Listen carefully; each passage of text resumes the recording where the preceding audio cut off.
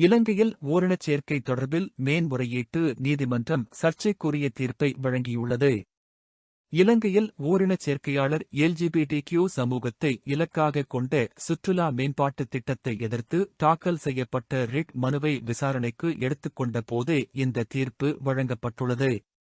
சுற்றுலாவை மேம்படுத்துவதற்கு எல்ஜிபிடிகியூ சமூகத்தை இலங்கையில் ஊக்குவிக்க ஒப்புதல் அளித்து இலங்கை சுற்றுலா மேம்பாட்டு அதிகார சபையின் தலைவர் வெளியிட்ட கடிதத்தை வாபஸ் பெற்றுக் கொள்ளுமாறு சட்ட மா அதிபர் இன்று ஜனவரி 10, 2026 மேன்முறையீட்டு நீதிமன்றத்திற்கு உத்தரவிட்டுள்ளார்.